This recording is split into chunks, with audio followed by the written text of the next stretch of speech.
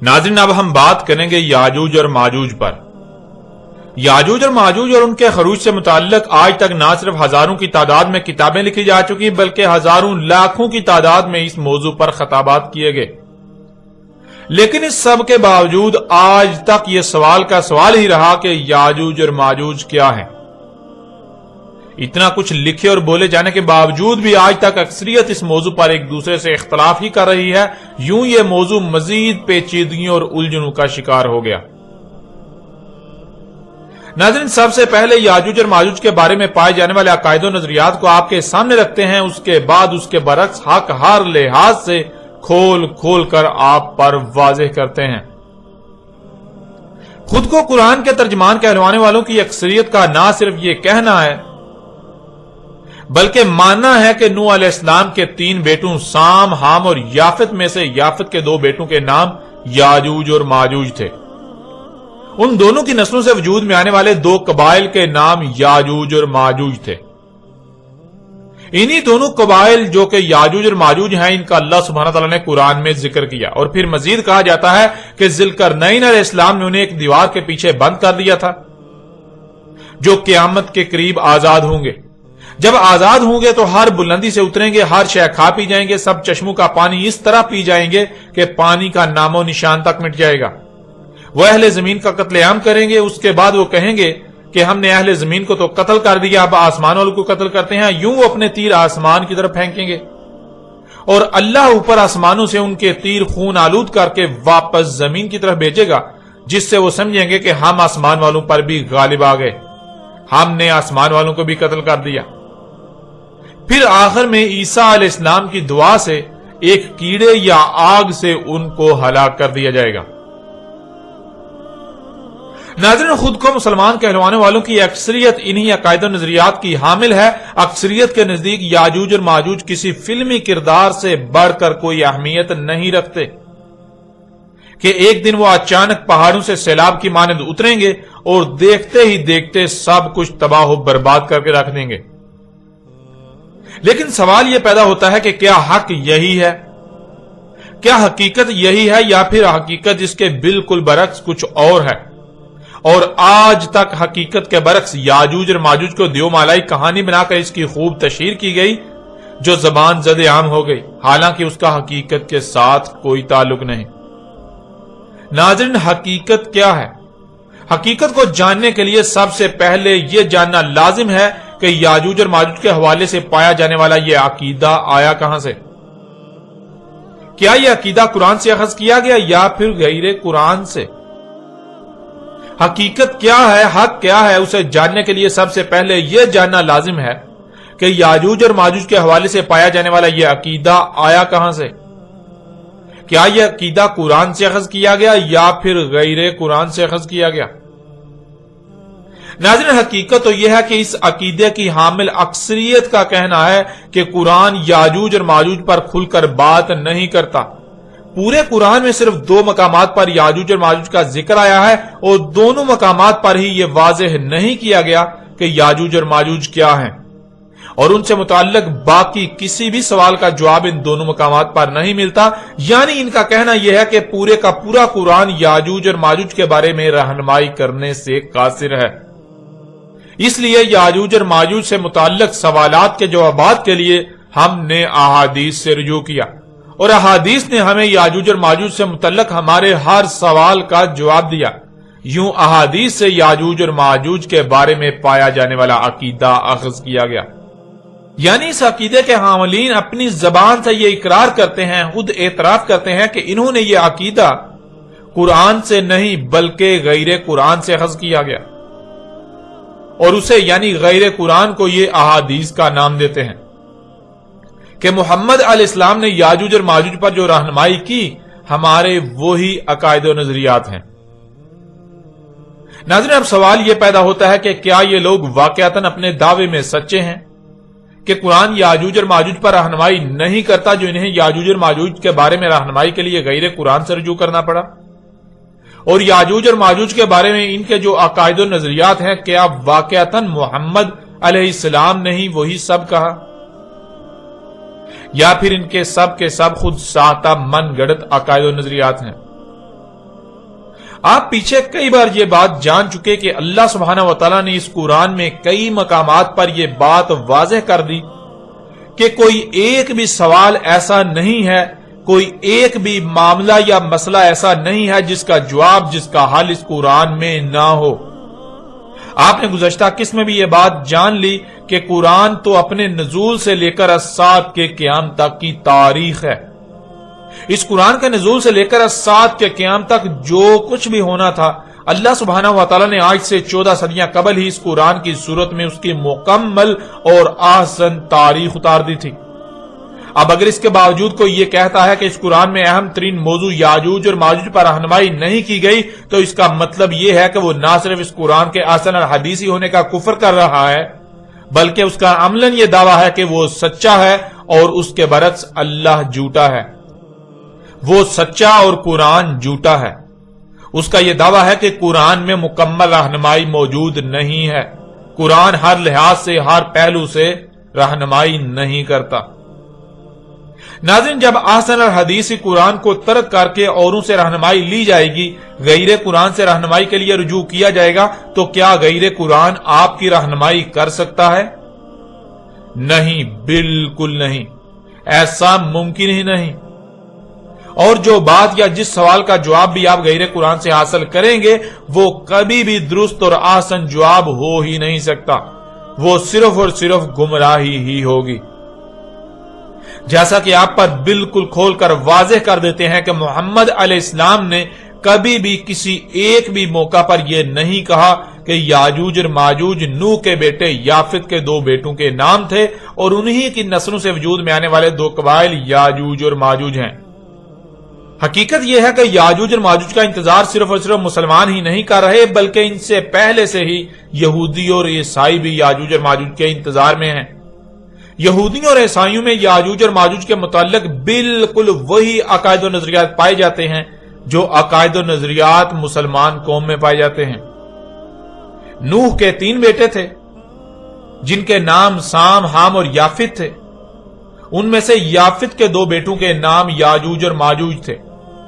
یہ بات یہودیوں اور عیسائیوں کے مذہبی مواد عہد نامہ قدیم یعنی اولڈ ٹیسٹامنٹ، جسے خود کو مسلمان کہلوانے والے تورات قرار دیتے ہیں، وہاں سے اخذ کی گئی۔ اور حیران کن بات یہ ہے کہ خود کو مسلمان کہلوانے والوں کا دعویٰ تو یہ ہے کہ یہودیوں اور عیسائیوں کے مذہبی مواد عہد نامہ قدیم میں یافت کے 2 بیٹوں کے نام یاجوج اور ماجوج مذکور ہیں، لیکن ناظرین حقیقت اس کے بالکل برعکس ہے۔ اور حقیقت جان کر آپ چونک جائیں گے کہ کس طرح آج تک یہ بڑے بڑے علماء و مفسر قرآن کے طور پر معروف خود کو اور اکثریت کو دھوکہ دیتے رہے۔ مثال کے طور پر ایسے ہی 2 مشہور و معروف شخصیات کا اس بارے میں کیا کہنا ہے، اس کو آپ کے سامنے رکھتے ہوئے اس دھوکے کو واضح کرتے ہیں۔ جیسا کہ آپ اپنی آنکھوں سے دیکھیں اور اپنے کانوں سے سنیں کہ اس بارے میں ڈاکٹر اسرار احمد کا کیا کہنا ہے۔ یہاں یہ سمجھ لیجئے کہ یاجوج ماجوج سے کیا مراد ہے۔ حضرت یافس علیہ السلام جو 3 بیٹے تھے حضرت نوح علیہ السلام کے، سام، حام، یافس۔ سامی نسل کے بارے میں تو ہم نے بہت کچھ سمجھ لیا کہ حضرت ابراہیم بھی سامی نسل سے تھے، پھر قوم عاد بھی سام ہی کی نسل کی ایک شاخ تھی، قوم سمود بھی اسی کی شاخ تھی۔ یہ تمام جو ہے یہ تو سیمیٹک ریسز ہیں۔ حضرت یافس کی اولاد نے یہ سینٹرل ایشین ماؤنٹینز کا جو سلسلہ ہے اس کو کراس کیا اور شمال میں چلے گئے، اور شمال میں جا کر دائیں بائیں پھیل گئے۔ پھر یہ میدان ہے، ٹنڈرے کے میدان اور فلانے میدان اور بڑے بڑے کھلے میدان ہیں۔ گویا کہ ایشیا کو درمیان میں جو سلسلہ کوہ تقسیم کر دیتا ہے، ایک شمالی حصہ ہے، ایک اس کے جنوبی حصہ ہے۔ یہ شمالی میں چلے گئے اور جا کر پھر پھیلنے میں وہ مشرق کی طرف آئے تو چین اور ہند چینی تک یہ ساری قومیں جو ہے یہ یلو ریسز، یہ انہی کی نسل سے ہیں۔ اور مغرب میں چلے تو روس، اور روس سے ہو کر روس کے ساتھ ملتا ہوا علاقہ اسکینڈینیوین کنٹریز کے ساتھ، پھر وہاں سے وہ اتر کر اور یورپ کے بھی جو یہ مغربی ممالک ہیں، اینگلو سیکسنز جو ہیں، یہ بھی در حقیقت اسی سے اسکینڈینیوین کنٹریز سے اترے ہوئے لوگ ہیں۔ تو یوں سمجھ لیجئے کہ ویسٹرن یورپ اور ایسٹرن یورپ کا بھی خاص طور پر شمالی علاقہ، اور پورا یہ روس کا علاقہ، اور پورا صحرائے گوبی، اور پورا چین، اور وہاں تک جو ہے ہند چینی تک، یہ یافس کی نسل ہے۔ یافس کے جن بیٹوں کے نام تورات میں آئے ہیں کئی نام ہیں، وہ کوئی ایک دو نہیں، ان میں گوگ اینڈ میگوگ بھی ہے، توبال بھی ہے، بوسک بھی ہے، بوسک ایک شخص کا نام ہے۔ ناظرین، آپ نے خود دیکھا اور سنا، ڈاکٹر اسرار احمد کا سورہ الکہف کی یاجوج اور ماجوج والی آیت کی تفسیر کرتے ہوئے کہنا ہے کہ نوح علیہ السلام کے 3 بیٹے تھے، سام، حام اور یافس۔ پھر آگے چل کر کہتے ہیں کہ یافت کے جن بیٹوں کے نام تورات میں آئے ہیں کئی نام ہیں، وہ 1-2 نہیں، ان میں گاگ اینڈ میگاگ یعنی یاجوج اور ماجوج۔ پھر اسی طرح اس دور کی ایک اور مشہور و معروف شخصیت جو کہ مفسر قرآن کے طور پر جانی جاتی ہے، جس کا نام جاوید احمد غامدی ہے۔ جاوید احمد غامدی اس بارے میں کیا کہتے ہیں وہ بھی آپ خود سن لیں، خود اپنی آنکھوں سے دیکھ لیں۔ چیزوں کی کیا حقیقت ہے؟ نمبر 1 دجال، نمبر 2 یاجوج و ماجوج، اور نمبر تیسرا ان کا سوال ہے قیامت کی کیا نشانیاں ہیں؟ یاجوج ماجوج کے بارے میں تو یہ سمجھ لیجئے کہ یہ حضرت یافس یعنی حضرت نوح کے 3 بیٹے ہیں جن سے یہ موجودہ جدید دنیا پھیلی، یعنی ایک دنیا میں پہلی مائگریشن ہوئی ہے جو حضرت آدم کے بعد ہوئی ہے، جس میں آپ کو ایبوریجنل ملتے ہیں، امریکہ میں بھی، آسٹریلیا میں بھی، دوسری جگہوں پر بھی۔ تو اس کے بعد آپ جانتے ہیں کہ حضرت نوح کی قوم پر عذاب آ گیا، ایک طوفان کے ذریعے سے پوری قوم تباہ کر دی گئی، ایک کشتی میں اہل ایمان سوار تھے، انہیں بچایا گیا۔ بعد میں جو زیادہ تر تعداد میں دنیا میں قومیں پھیلیں وہ ان کی اولاد ہیں۔ ان کے 3 بیٹے تھے، ایک حام، ایک سام اور ایک یافس۔ حام کی اولاد زیادہ تر افریقہ میں آباد ہوئی، چنانچہ دنیا میں پہلی تہذیبیں زیادہ تر افریقہ ہی میں نمودار ہوئی۔ سامی نسلیں یہ زیادہ تر مشرق وسطیٰ میں آباد ہوئی، یہ سام کی اولاد ہے ان کے دوسرے بیٹے کی، اور یافس کی اولاد یہ وسط ایشیا میں ماسکو، طبالسک ان علاقوں میں آباد ہوئی۔ اور یافس جو تیسرے بیٹے ہیں اس کے پھر 10-11 بیٹے تھے، ان میں سے 2 کا نام گوگ اور میگوگ یاجوج اور ماجوج تھا۔ تو یہ ساری اقوام جو وسط ایشیا میں ہیں یہ زیادہ تر گوگ میگوگ کی اولاد ہے۔ یاجوج ماجوج ہی کے ایک بھائی کا نام یابان تھا جس کے نام پہ جاپان ہے، تو یہ حضرت نوح کے پوتے ہیں، یوں کہہ سکتے ہیں آپ۔ اور یہی لوگ ہیں جو بعد میں ہجرت کر کے یورپ گئے، یہی لوگ ہیں جو یورپ سے پھر ہمارے سامنے تاریخ میں امریکہ گئے، اور یہی ہیں جو آسٹریلیا میں آ گئے، اور یہی ہیں جو ایک زمانے میں آریاؤں کی صورت میں ہندوستان میں گئے ہیں۔ تو یہ گوگ میگوگ ہے۔ یاجوج ماجوج کے بارے میں قرآن شریف میں ذکر ہے اور آپ نے اس کو موجودہ حالات میں ریلیٹ کیا ہے، مجھے کائنڈلی آپ دہرا سکتے ہیں اس بات کو؟ دیکھیے، دنیا کی تاریخ کا مطالعہ کرنے سے معلوم ہوتا ہے کہ سیدنا نوح علیہ السلام کے جو 3 بیٹے ہیں انہی سے دنیا کی مختلف نسلیں پھیلی ہیں، اور ان تینوں کے نام تھے سام، حام اور یافت۔ یہ سامی نسلیں جو ہیں، سیمیٹک ریسز، یہ سب سام کی اولاد ہیں۔ افریقہ وغیرہ میں جو زیادہ تر لوگ آباد ہیں یہ حامی ہیں، بعض دوسرے علاقوں میں بھی آباد ہوئے ہیں۔ اور تیسرے بیٹے یافس کی اولاد وسط ایشیا میں آباد ہوئی، اور یہ یافس ہے جس کے بیٹوں میں یاجوج ایک بیٹے کا نام ہے، ماجوج دوسرے بیٹے کا نام ہے، یابان تیسرے بیٹے کا نام ہے، طبالسک چوتھے بیٹے کا نام ہے۔ یہ روس کے جو مختلف شہر ہیں یہ انہی کے ناموں پر ہیں، جاپان بھی یابان کے نام پر ہے۔ تو یہ اصل میں یافت کی اولاد ہے۔ یاجوج و ماجوج کی نسل وسط ایشیا میں پھیلی، پھر وسط ایشیا سے ہندوستان کی طرف آریا آپ کو معلوم ہے کہ ہجرت کر کے آئے، پھر یہی نسلیں ہیں جو یورپ میں آباد ہوئیں، اور یہی پھر نسلیں ہیں جو پھر امریکہ میں اور آسٹریلیا میں، یہ تو معلوم تاریخ میں جا کے آباد ہوئی ہیں۔ تو یہ اصل میں یافت کی اولاد ہے ساری، یاجوج ماجوج جو ہے۔ آپ نے دیکھا اور سنا، جاوید احمد غامدی صاحب کا بھی وہی کہنا ہے کہ نوح علیہ السلام کے 3 بیٹے تھے، سام، حام اور یافس۔ پھر کہا کہ یافس کے 10-11 بیٹے تھے جن میں سے 2 کے نام یاجوج اور ماجوج تھے۔ ناظرین، سب سے پہلے تو آپ یہ بات جان لیجئے کہ نوح علیہ السلام اور ان کے بعد کی تاریخ بالخصوص نوح اور اس کے بیٹوں اور نوح کے بیٹوں کی نسلوں کی تاریخ کا دنیا میں ایک ہی ماخذ ہے، اور وہ ہے بائبل۔ بائبل بہت سی کتابوں کا مجموعہ ہے جو مختلف انبیاء سے منسوب کی جاتی ہیں۔ بائبل 2 حصوں میں تقسیم ہے۔ پہلا حصہ جسے پرانا عہد نامہ یعنی اولڈ ٹیسٹامنٹ کہا جاتا ہے، اور دوسرا حصہ نیا عہد نامہ یعنی نیو ٹیسٹامنٹ کہلاتا ہے۔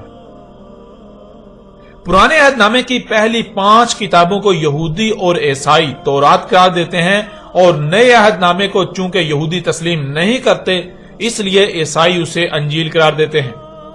यूं खुद को मुसलमान कहलवाने वाले यहूदियों की इत्तबा में बाइबल के पुराने अहद नामे की पहली 5 किताबों को तौरात करार देते और नए अहद नामे को ईसाइयों की इत्तबा में अंजील करार देते हैं। हालांकि हकीकत तो यह है कि ना तो बाइबल के पहले मजमूए की पहली 5 किताबें तौरात हैं और ना ही बाइबल का नया अहद नामा अंजील है। बहरहाल ये बात जान लीजिए कि नूह, उसके बेटों और नूह के बेटों की नस्लों की तारीख का अव्वल माखज़ सिर्फ और सिर्फ बाइबल है, बाइबल का अहद नामा कदीम। उसके अलावा आपको जहां भी इस बारे में तारीख मिलेगी वो बाइबल अहद नामा कदीम यानी ओल्ड टेस्टामेंट से ही कॉपी की गई होगी।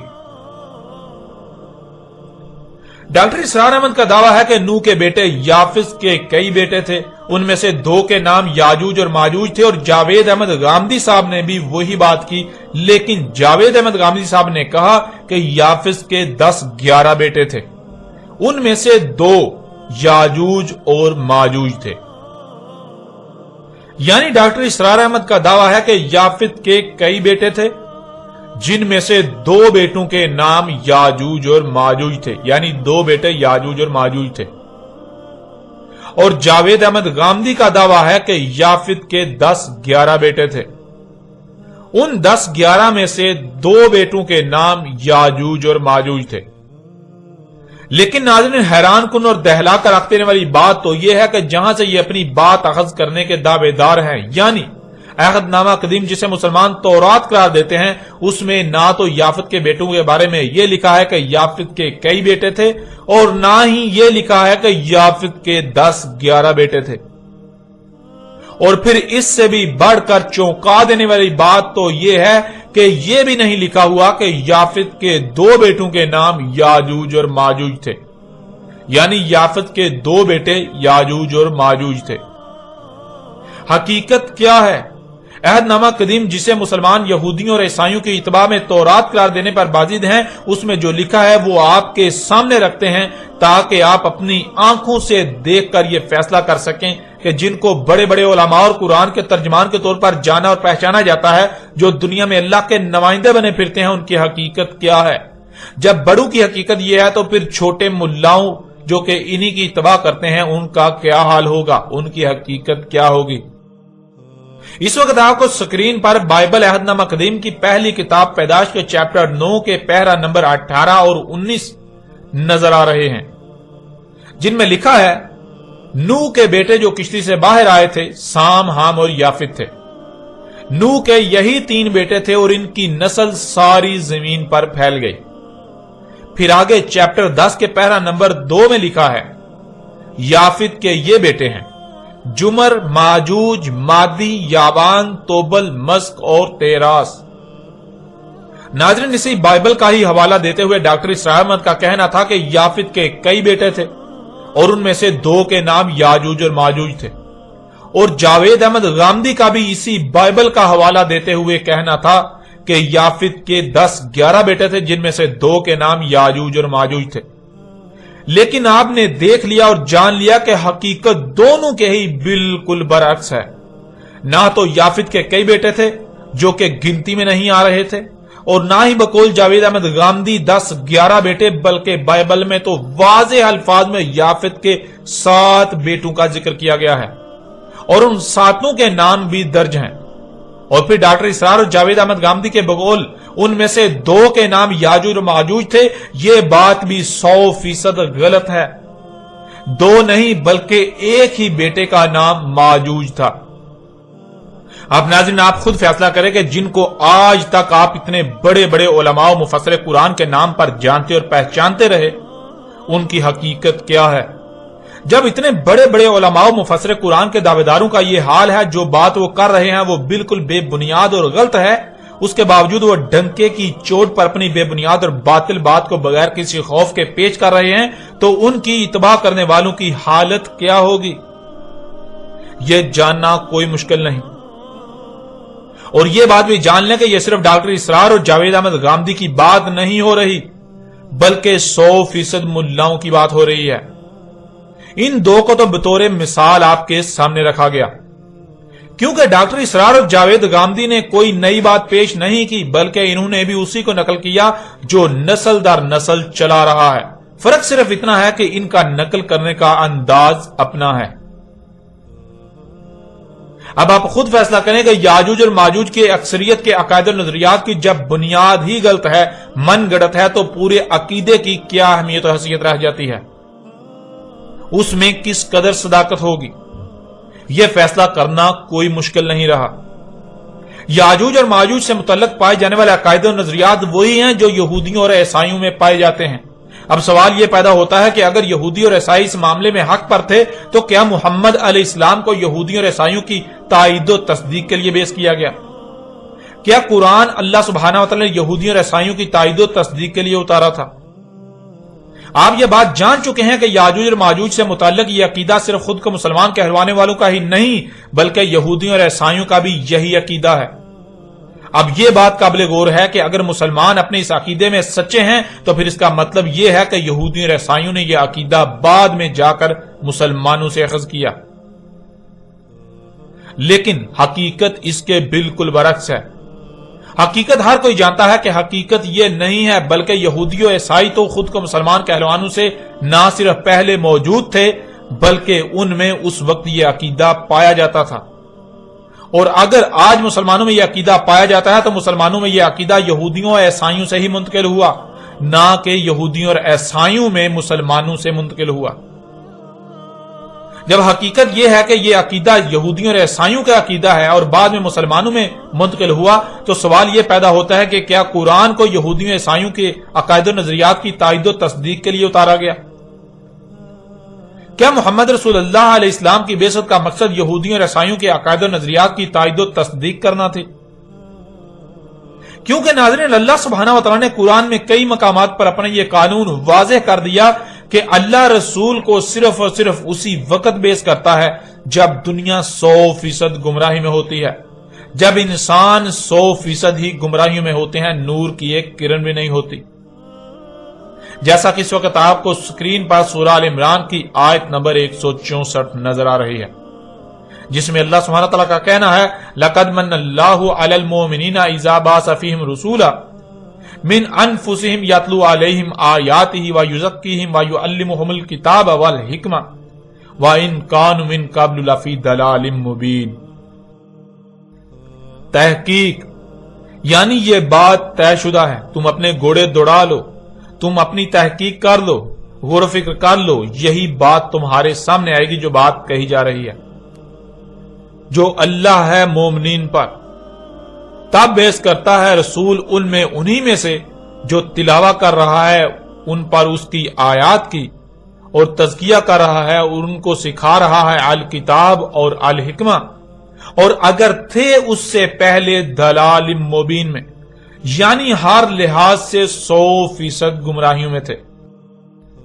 ناظرین، اس آیت میں اللہ سبحانہ تعالیٰ کا کہنا ہے کہ مومنین پر جو اللہ کی ذمہ داری ہے، جو اللہ پر فرض ہے، وہ یہ ہے کہ جب دنیا 100% گمراہیوں میں ہو، نور کی ایک کرن بھی نہ ہو، تمام کے تمام انسان 100% ہر لحاظ سے کھلم کھلا گمراہیوں میں ہوں، تب اللہ ان میں انہی سے رسول بیعث کرتا ہے جو آ کر ان پر اللہ کی آیات کی تلاوہ کرتا ہے، یعنی وہ انتہائی ترتیب کے ساتھ حق کھول کھول کر واضح کرتا ہے، اللہ کی آیات کو حکمہ کے ساتھ کھول کھول کر واضح کرتا ہے، جس سے ان کا تزکیہ ہوتا ہے۔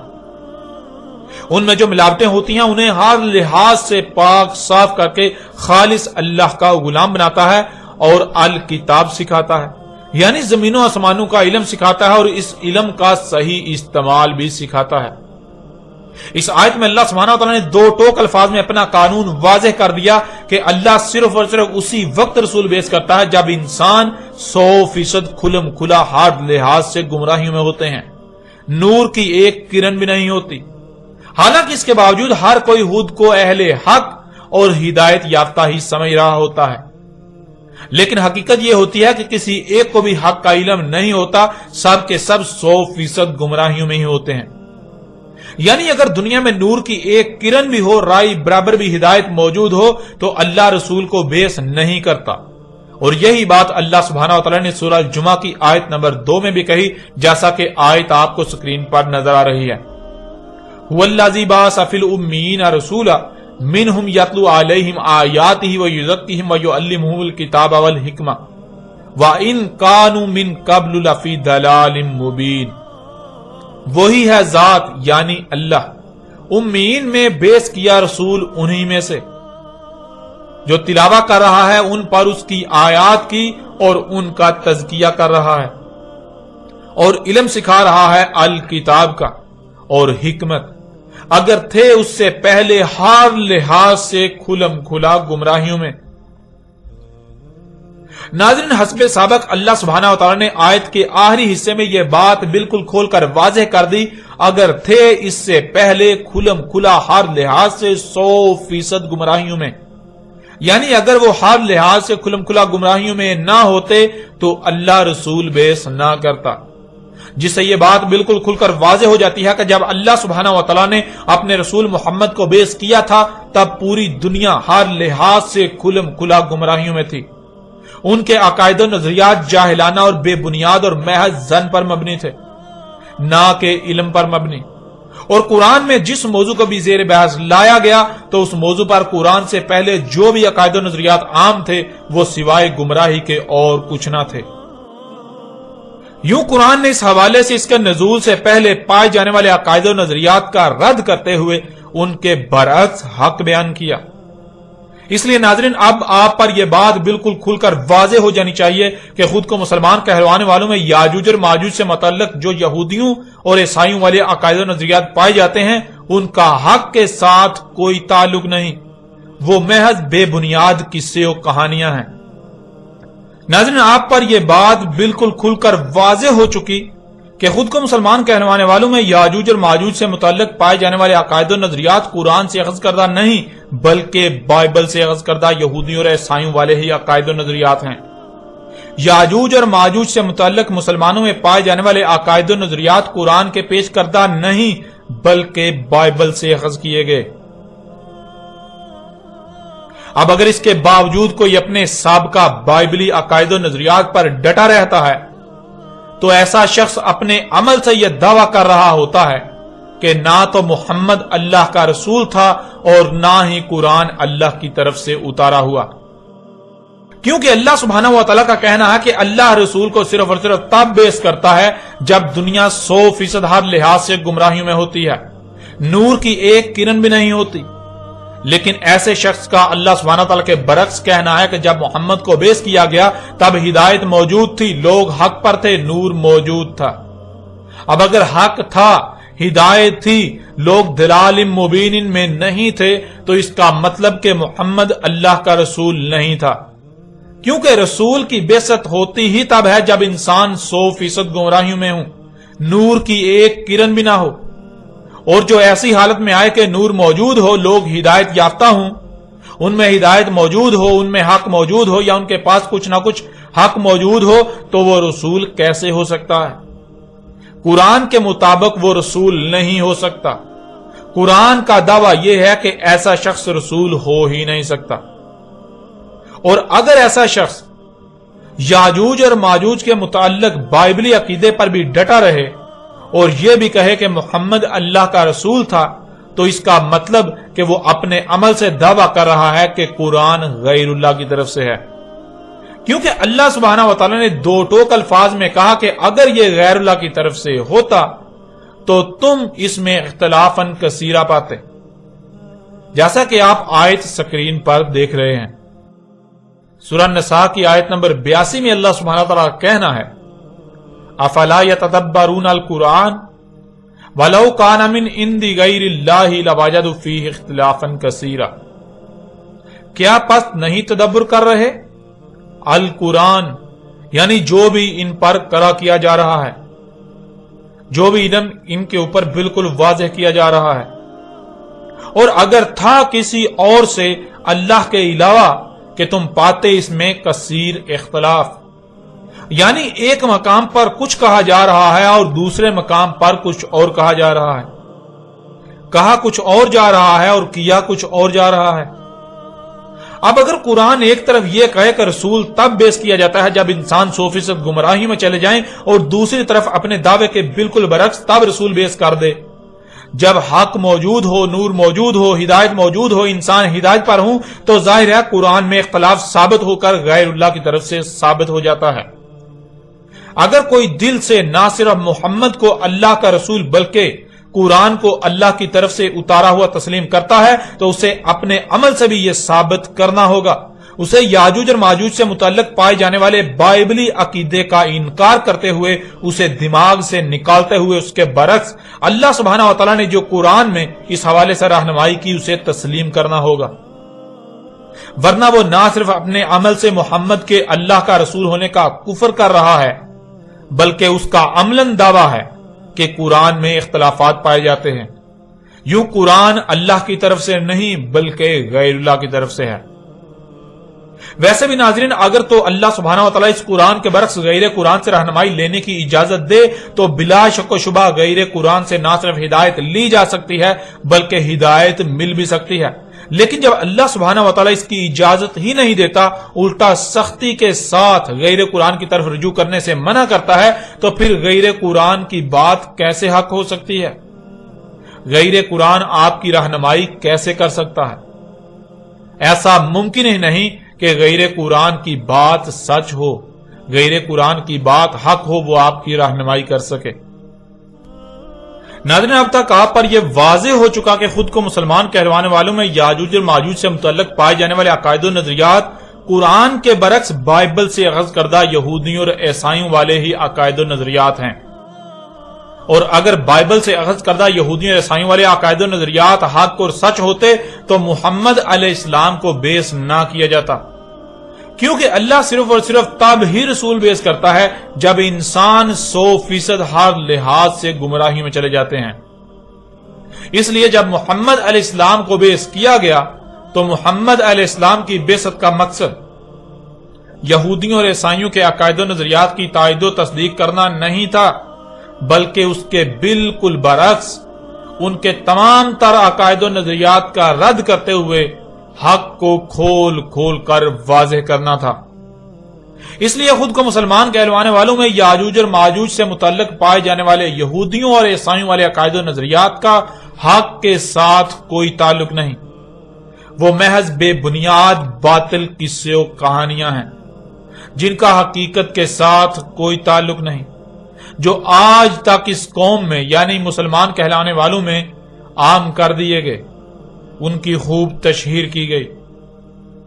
نظر اب سوال یہ پیدا ہوتا ہے کہ جب یاجوج اور ماجوج سے متعلق پائے جانے والے عقائد و نظریات کا حقیقت کے ساتھ کوئی تعلق نہیں، تو پھر یاجوج اور ماجوج کے بارے میں حق کیا ہے؟ یاجوج اور ماجوج کیا ہیں اور ان کے بارے میں ان سے متعلق اٹھنے والے تمام تر سوالات کے جوابات کیا ہیں؟ ناظرین، حق جاننے کے لیے اب آتے ہیں قرآن کی طرف اور قرآن سے ہی رہنمائی لیتے ہیں کہ اللہ سبحانہ و تعالیٰ نے اس قرآن میں اس کا کیا جواب دیا۔ اللہ سبحانہ و تعالیٰ سے سوال کرتے ہیں کہ یاجوج اور ماجوج کیا ہیں، ان کی پہچان کیا ہے، یاجوج اور ماجوج کے بارے میں مکمل رہنمائی کرے، اور پھر دیکھیں کہ اللہ سبحانہ و تعالیٰ اس کے جواب میں کس قدر آسان ترین الفاظ میں اور کھول کھول کر واضح رہنمائی کرتا ہے۔